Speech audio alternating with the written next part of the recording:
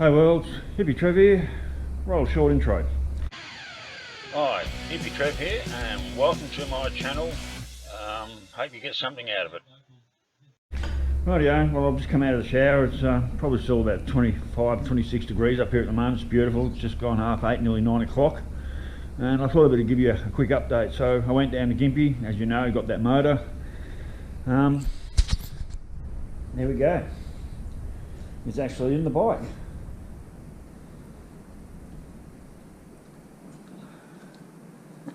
Did a few different things. I've got the carby down, so I had to cut the plug and put a new different plug on it, my plug, and I actually ended up, I made a join and I actually soldered my joints.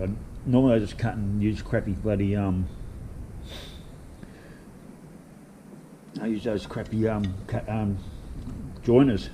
So this time I've actually soldered the joint and heat shrunk it, made it all look good, nice and secure, so that's good. Got the carby on, it's working how it's supposed to. Air filter's not quite on, that doesn't matter. I've still got to get my oil tank in, run my oil lines, get my brake and front pegs on, put the oil tank and the battery in it.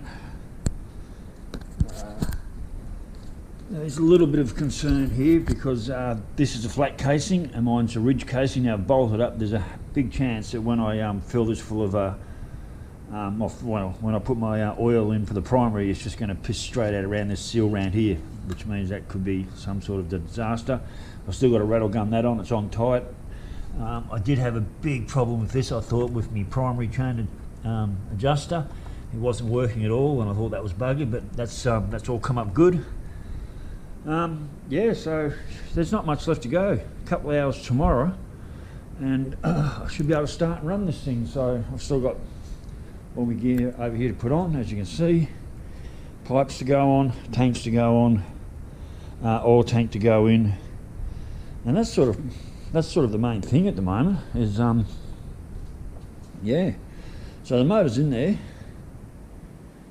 it's getting closer, which means I'm getting nervous. You know, it's like when you do these things, you're just never 100% sure how it's going to run. So there's the old motor over there. I had to strip a few different pieces off that. So I'm running its stator, hopefully that'll be okay.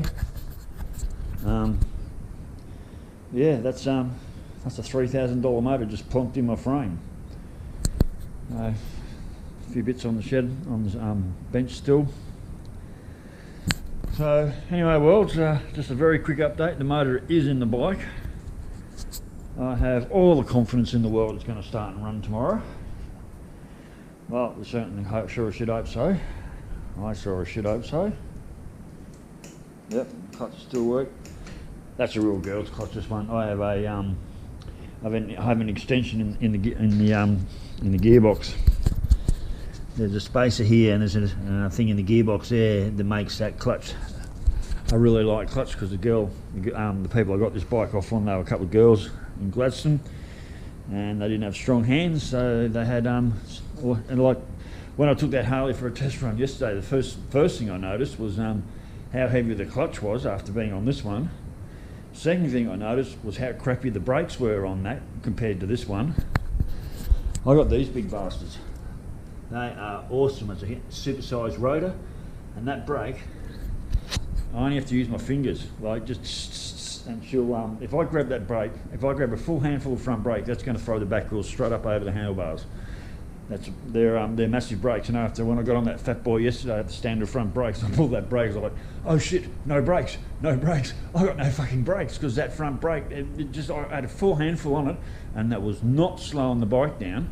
But this one, I just have to do that, that's all I have to do, and this thing's just, it's like a trim meter, it'll just pull the bike up straight away. So I've definitely been spoiled with this bike. There's a lot of luxuries on here. I never realised exactly what I had until you go and jump on a pretty rough and rugged old fat boy. One of the handlebars was bent sideways. It was definitely the headlight was pointing to the left on that bike, and the front shocks, it just bounced me like a kangaroo. I took that up and down the road. I wasn't going to go over bloody well, I did. I got up to 110, 120 on it, and I did not feel safe at all. I just bounced and jumped around like a goddamn kangaroo, that bike. So after riding this old girl for 4 years, I've been spoilt. So anyway, well, it's just a quick update. Motor's in the bike, bit of work tomorrow, and I should be going. Stay safe, everyone. Let's hope I got my knees in the breeze tomorrow. Everyone else do the same. Cheers, worlds later. Night. Bye.